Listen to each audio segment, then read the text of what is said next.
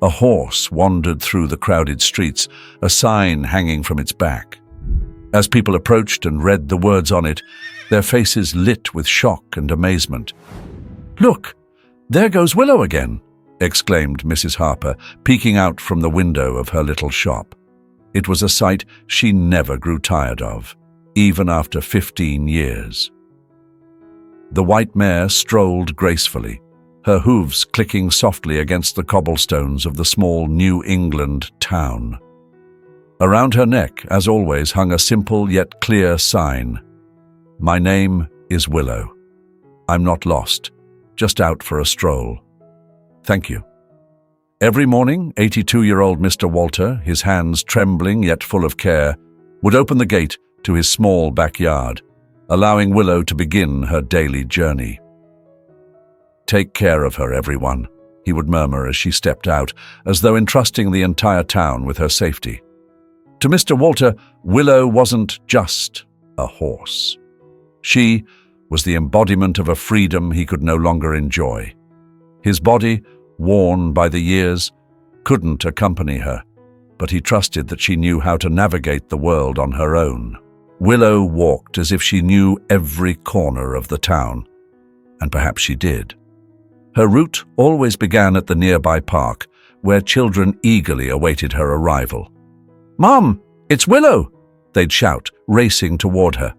With endless patience, the mare allowed them to stroke her soft coat or offer her an apple pulled from their lunchboxes. Her calm demeanor turned every encounter into a moment of joy and serenity.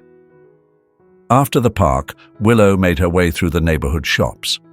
She would pause briefly in front of Mrs. Harper's bakery, as if expecting the usual greeting.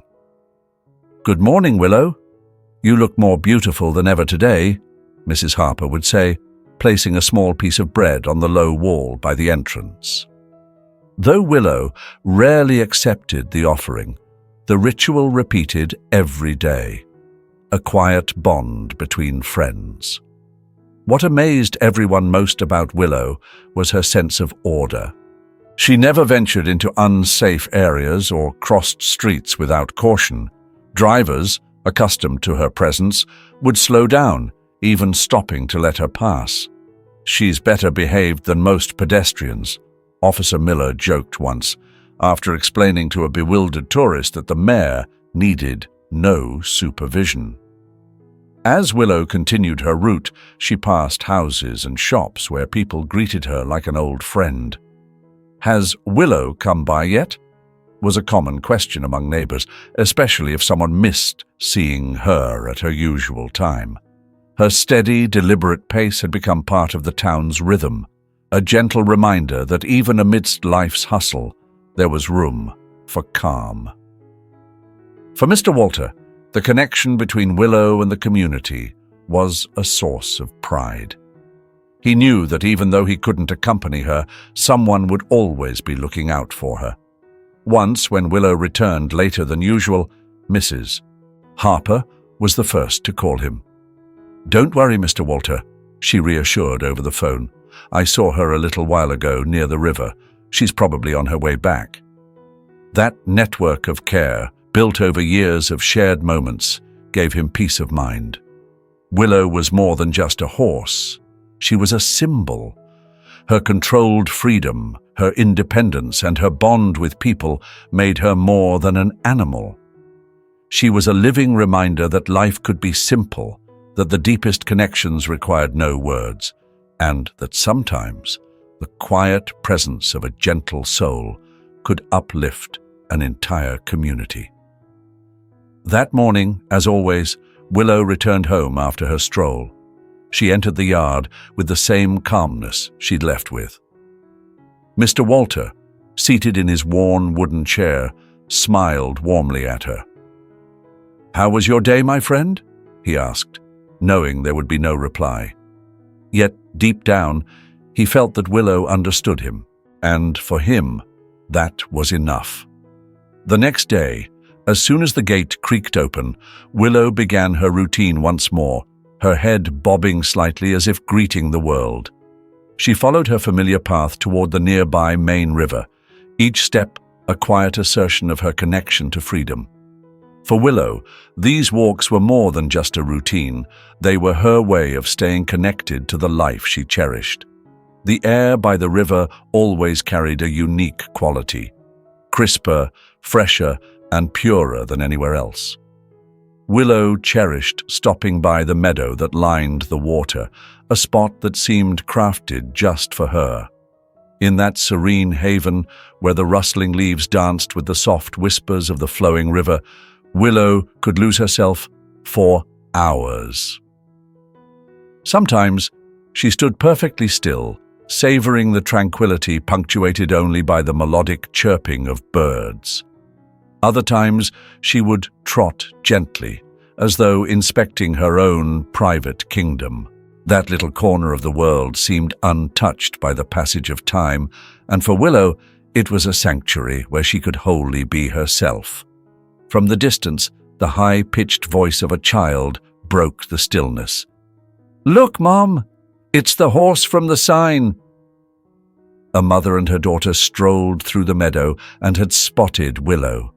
The little girl, her eyes brimming with excitement, took a step forward, eager to get closer. But the mother gently held her back. "Slowly, sweetheart. We don't want to scare her." Willow, accustomed to such encounters, turned her head toward them, her ears twitching in a silent greeting. After spending some peaceful time in the meadow, Willow resumed her walk toward the bustling streets where familiar faces eagerly awaited her appearance. Her first stop was often at Mr. Everett's store, a quaint little shop run by an elderly man with silver hair and glasses who was always stationed behind the counter. Though the sign above the entrance read, "Everett's General Store," everyone in town knew it as one of Willow's favorite spots. "Well, good morning, Willow. You're looking as lovely as ever today," Mr. Everett would say warmly, as if greeting an old friend. He would then place a small plate near the door, often holding a piece of carrot or a crust of bread. Willow didn't always accept these offerings, but her gentle nod of gratitude was enough to brighten anyone's day. As she continued her journey, Willow drew smiles and curious glances from everyone she passed. Children rushed to their windows to catch a glimpse of her, while adults slowed their busy routines, taking a moment to appreciate her presence.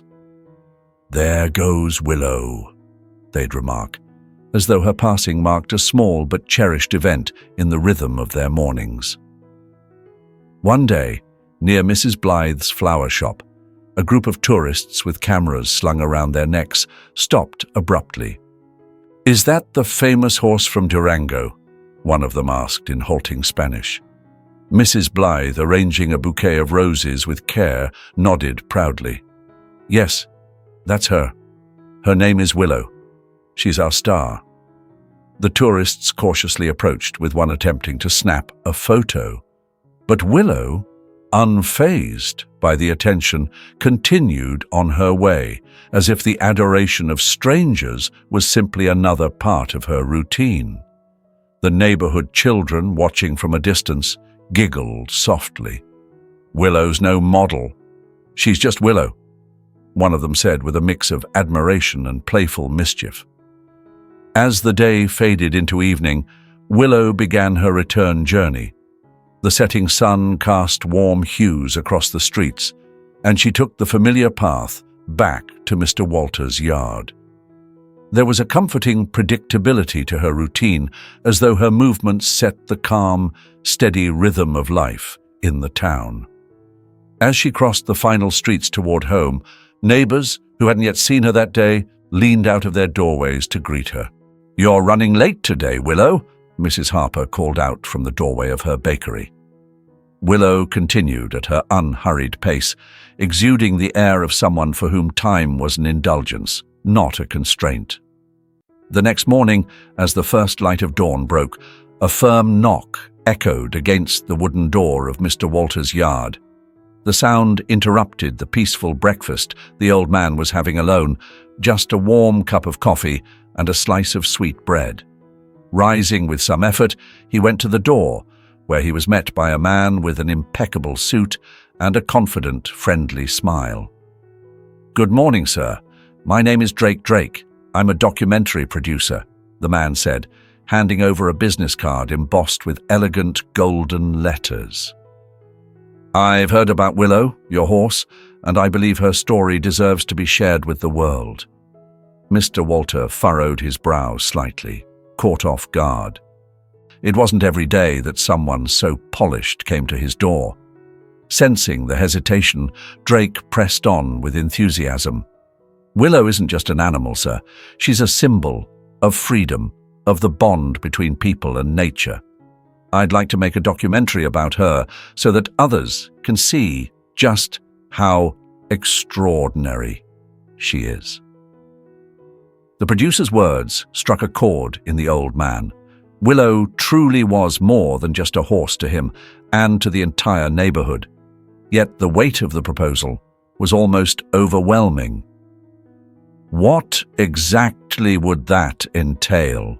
he asked, his voice cautious but tinged with curiosity. "A small crew, discreet filming," Drake replied, his tone persuasive. "I promise nothing will disrupt your routine. All we want is to capture her essence and showcase it at international festivals. Willow could become a symbol of hope."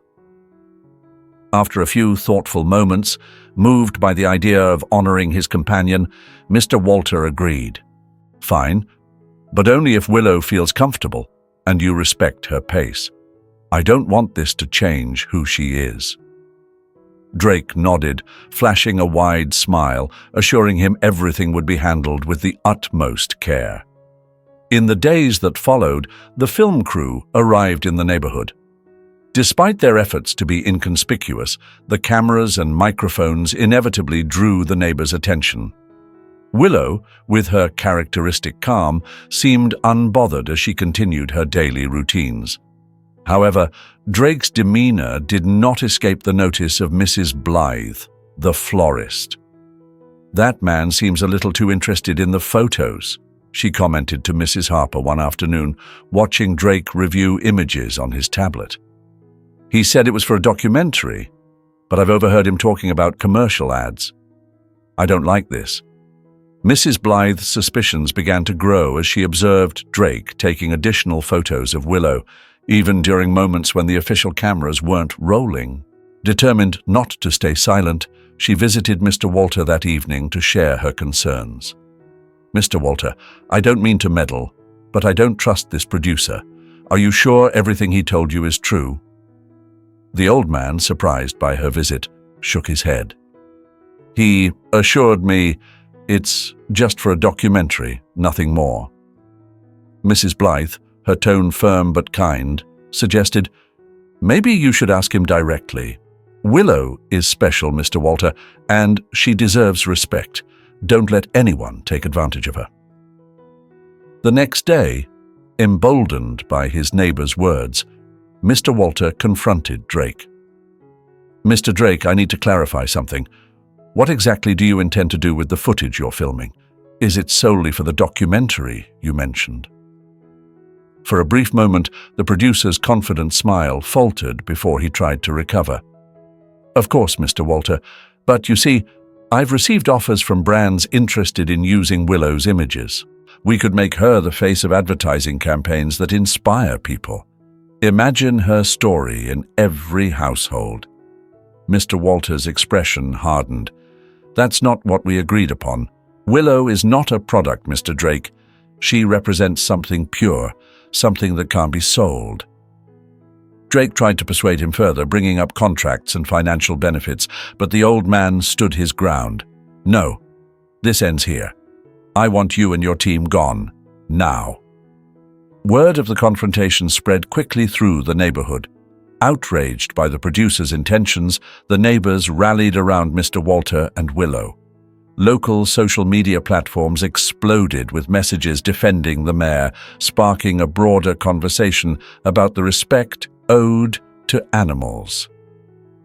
"Willow isn't an ad, she's family," Mrs. Harper wrote in a post that was shared dozens of times.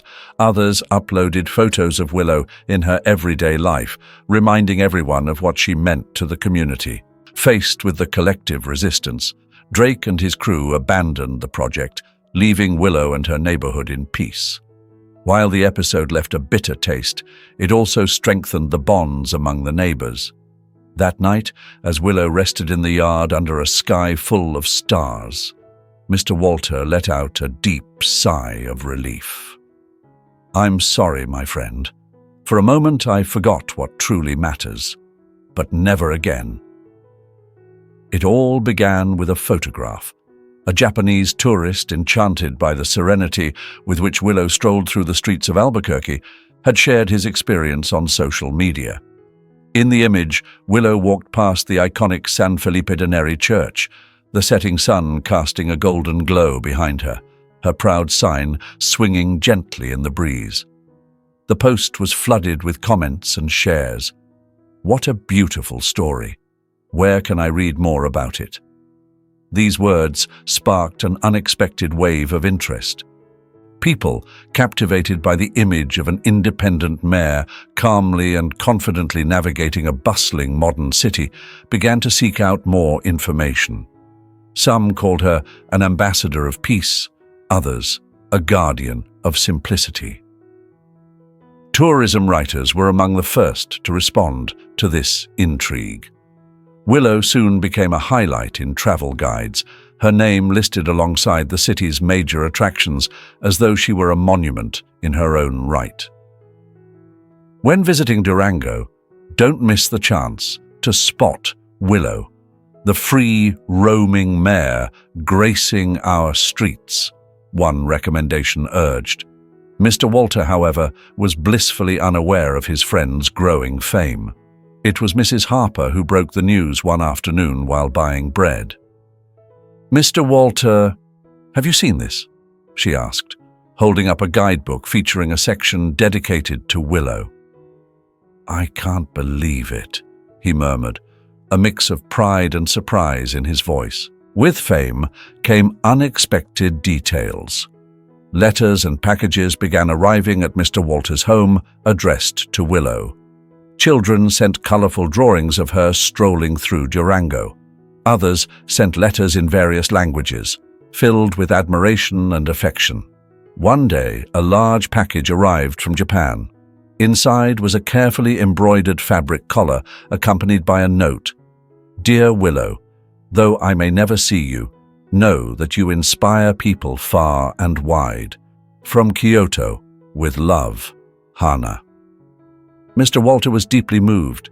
Every letter and gift was a reminder of how special Willow was, not just to him, but to people who had never met her. He gently laid the collar on the table, stroking its delicate fabric. "Look at this, my friend," he said to Willow, who listened attentively while nibbling on hay. "Even on the other side of the world, they know who you are." Before long, visitors began coming to Durango, not just for the Grand Cathedral or the flowing river, but for Willow. Some traveled great distances, hoping to catch a glimpse of her walking through the streets or resting in her favorite meadow. Tour guides started weaving stories about her into their tours, and tourists eagerly asked, "Where is Willow? When does she come out?" True to her nature, Willow remained unchanged by the attention. She kept her steady pace, indifferent to cameras and whispers of admiration. For her, the world continued as it always had: the park, the shops, the meadow by the river, and her quiet return home each evening. "This is incredible," a tour guide remarked to Mr. Walter one morning. "I've never seen an animal become a cultural icon so quickly." The old man simply smiled. "Willow has always been special. I guess the rest of the world is just now catching on to what we've always known." Willow's story didn't just bring visitors, it sparked deeper conversations. Radio shows and television programs discussed her life's significance. "Willow reminds us that freedom doesn't have to be loud," a TV host said on an evening show. "Her calm presence invites us to reconsider the pace of our own lives." Animal welfare organizations began using her story as a symbol of harmony between humans and animals. She isn't caged or confined, she lives in balance with her surroundings, and that's the ideal we wish for all animals, a spokesperson shared during an interview. For Mr. Walter, all this attention was overwhelming, yet filled him with gratitude. "I never thought someone like Willow could touch so many lives," he admitted to Mrs. Blythe one day. "But I suppose when something is pure, people recognize it." In their neighborhood, Willow remained the same beloved mare everyone knew. Children still ran to greet her, neighbors waved from their windows, and Mr. Everett continued to leave carrots for her in front of his shop. But now there was a shared pride. Willow no longer belonged just to Mr. Walter. She belonged to everyone. That evening, the sun dipped behind a shroud of grey clouds, as if signaling a change was coming.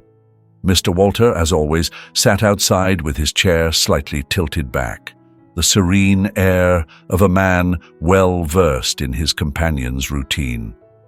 But as the minutes ticked by, Willow did not appear. At first, Mr. Walter thought perhaps Willow had lingered a bit longer by the meadow near the river. "She's probably just enjoying her walk," he told himself, trying to calm the uneasiness creeping into his chest.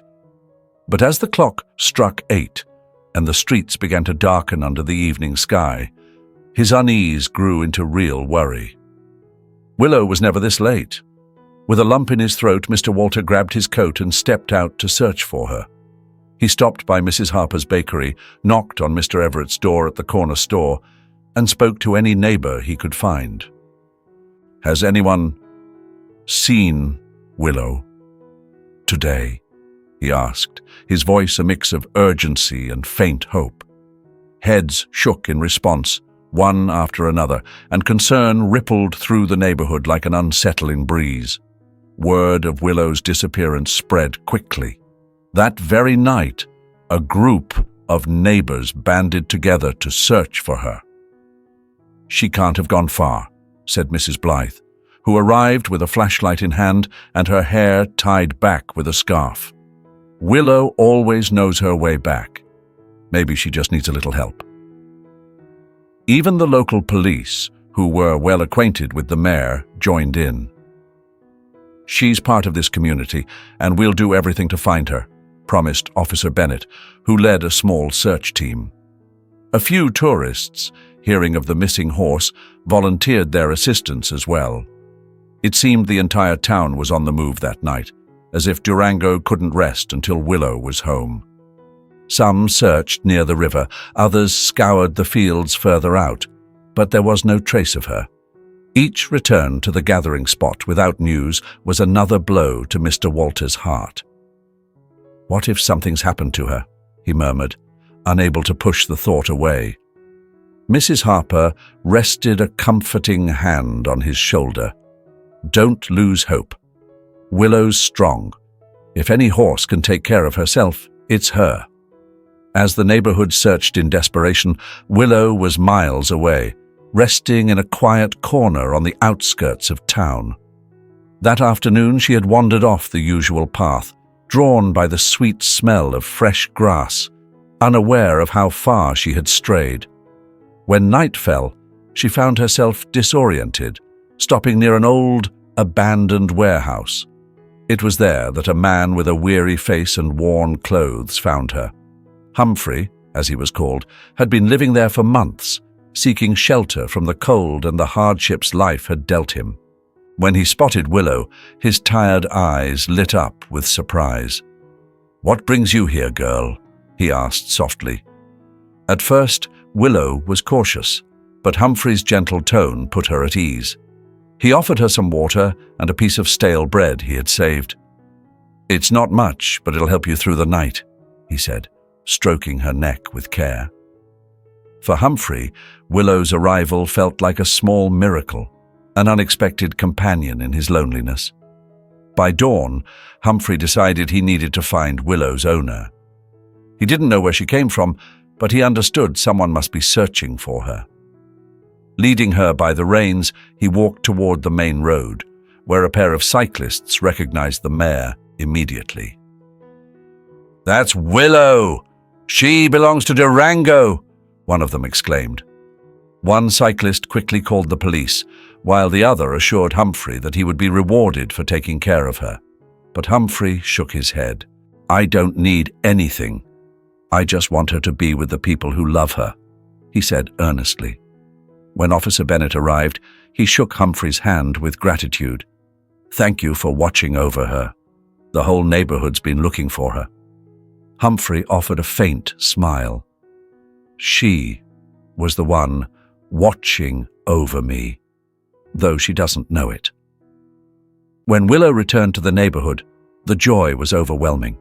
Children ran to greet her, adults breathed sighs of relief, and Mr. Walter, tears streaming down his face, embraced her neck tightly. "You gave me such a scare, my friend," he whispered, his voice breaking with emotion.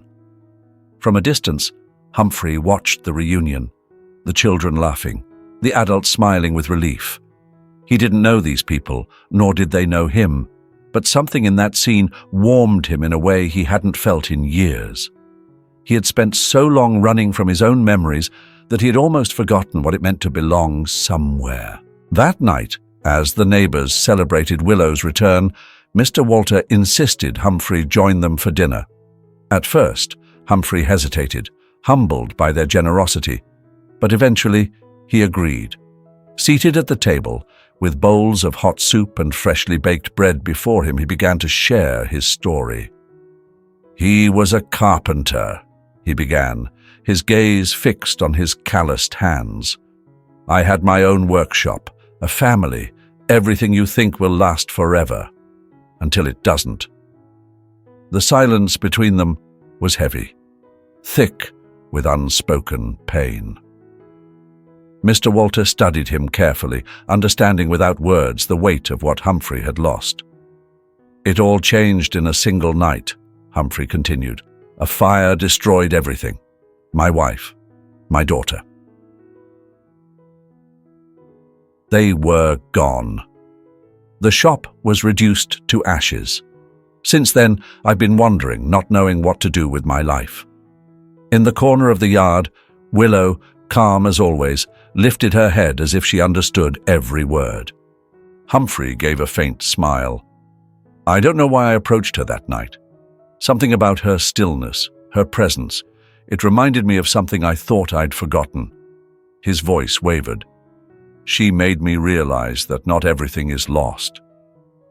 In the days that followed, Mr. Walter found himself unable to stop thinking about Humphrey's words. The man's kindness in tending to Willow, though selfless, had revealed a deep well of pain and a lingering sense of purpose. Mr. Walter felt compelled to offer something in return. After much thought, one morning he approached Humphrey with an idea.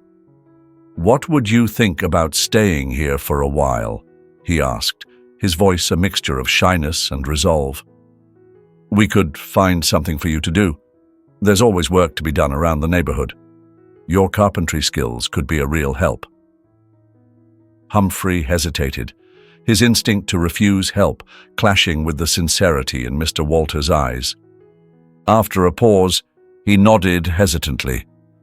"If it's not too much trouble, I suppose I could try," he replied, his voice barely audible. And so, a new chapter began for Humphrey. The neighbors, moved by his story and the quiet decency of the man, rallied to support him. They gathered basic tools and cleared a small space in Mr. Walter's yard where he could work. Slowly but surely, Humphrey rediscovered something he thought was lost: purpose. Though Humphrey remained reserved, his bond with Willow grew deeper by the day. Each evening, after his work was done, he would sit in the yard beside her. Often, he simply watched her munch on hay in serene silence. Other times, he spoke softly to her, recounting stories of the furniture he once made. "You know, Willow," he murmured one day, "I once built a bed for my daughter. It had flowers carved into the edges because she wanted to dream of gardens. I wonder sometimes if it survived the fire, if someone might have found it. Willow, ever silent, gazed at him with her large, steady eyes, offering a kind of understanding that words could not. For Humphrey, those moments became a balm for his soul. Willow was his unwavering companion, someone who neither judged nor demanded, offering only her quiet presence. The neighborhood children took notice of the unique bond between Humphrey and Willow. "Look at him," one of them whispered. "He's always with her. It's like they've been friends forever." Over time, Willow's gentle way of moving through the streets became a beloved symbol among the community. Her calm, steadfast presence inspired everyone she encountered. "She doesn't just walk," said Mrs. Harper, tending her bakery.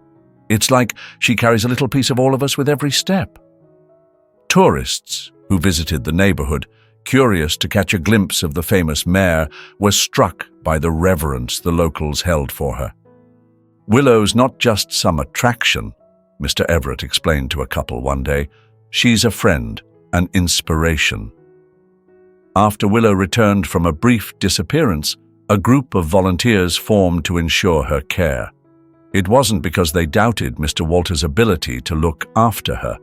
Rather, they wanted to share the responsibility of caring for someone who had given so much to the community without asking for anything in return.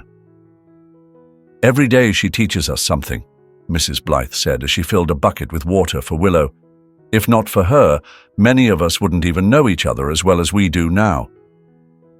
The volunteers rotated duties to make sure Willow always had fresh water and plenty of food, and they kept the sign hanging from her neck, clean and well-maintained. They even organized small fundraisers to buy her winter blankets and the best hay they could find. "It's the least we can do," Humphrey said one evening as he set down a sack of feed in Mr. Walter's yard. "Ella gives us so much without even realizing it.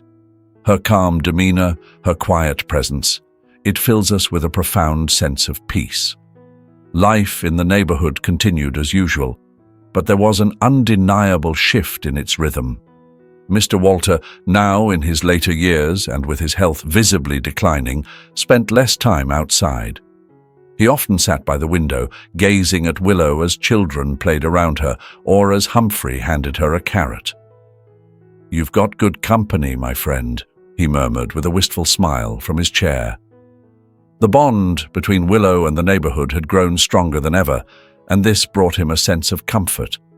Though he could no longer accompany her on long walks like before, he took solace in knowing she wasn't alone. Willow, ever adaptive, adjusted seamlessly to the changes. Her steps remained steady, her temperament as gentle and warm as always. At times, she lingered near Mr. Walter's window, as though sensing his watchful eyes. Her presence continued to inspire those around her. Stories about Willow spread among neighbors and visitors alike. Many found in her a reminder of what it means to live in harmony with the world around us. "Willow teaches us to appreciate the simple things," a tourist once remarked, snapping a photo of her grazing peacefully in the meadow by the river. "In a world that rushes endlessly forward, we need more beings like Willow to remind us how to truly live." It wasn't unusual to see people traveling from far-off places just to spend a few moments observing her. Some brought gifts, others came with questions. But they all left with a sense of calm they hadn't expected to find. "It's as if she knows something we've forgotten," a journalist once commented, having journeyed from another city to write about her. Something about time, about patience. While Mr. Walter couldn't be as present as he once was, his connection with Willow remained profound. Each night, as the neighborhood fell silent, he would make his way to the patio with great effort, watching her for a few moments before retreating to his room. "Thank you for being here, my friend," he whispered softly. "I know the day will come when I can no longer care for you." but I'm certain you'll be in good hands." Willow, ever serene, would continue chewing her hay or resting, yet something in her gaze carried an unspoken understanding. It was as though she comprehended every word he said. To the neighbors, Willow was far more than just a horse.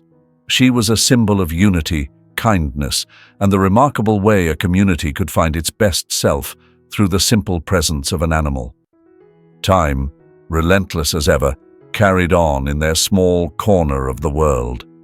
The seasons changed, and with them came new faces and farewells in the neighborhood where Willow had left her deepest mark. And yet, something remained constant. The tales of the horse who, with her quiet grace, had brought an entire community closer together.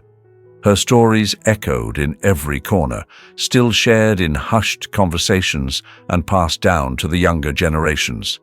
The children who had once run to her, eager to stroke her coat, were now young adults.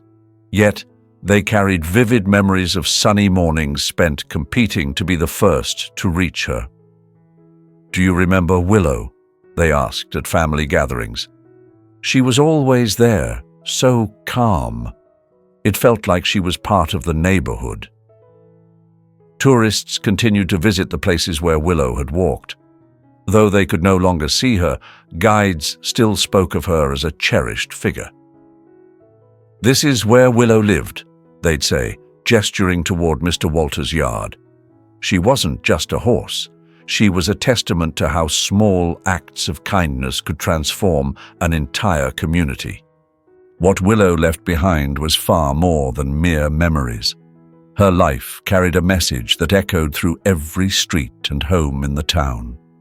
Her quiet freedom and ability to bring people together served as a constant reminder that goodness doesn't require grand gestures or eloquent words. "Willow taught us to pause," Mrs. Harper once reflected while pouring coffee in her bakery, "to look around and appreciate what we have." In a world that often rushes forward without pause, she was a rare and precious moment of tranquility.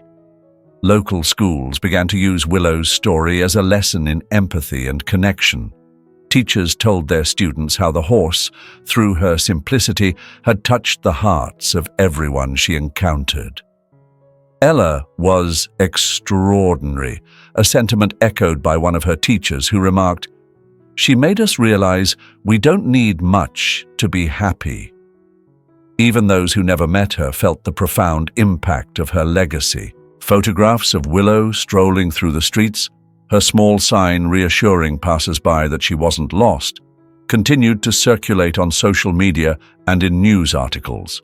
Her story grew into a symbol of what could be achieved when life, in all its forms, is treated with care and respect. Tales of Willow didn't fade over time but were passed down from generation to generation. Families in the neighborhood shared anecdotes about her, describing how she became an irreplaceable part of their lives. "My grandfather used to say that Willow possessed a wisdom that couldn't be explained," a young man recounted to a group of tourists visiting the area.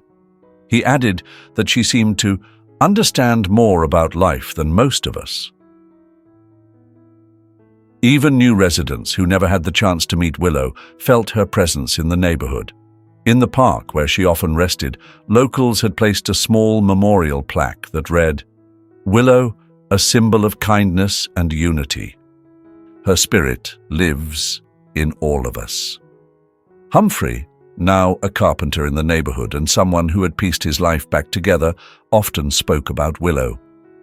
"She came into my life when I needed her most," he confessed to his clients while working. "I'm not sure if I took care of her that night, or if she was the one taking care of me." For Mr. German, who had long since retreated from public life, Willow was more than a memory. She was a constant presence in his heart.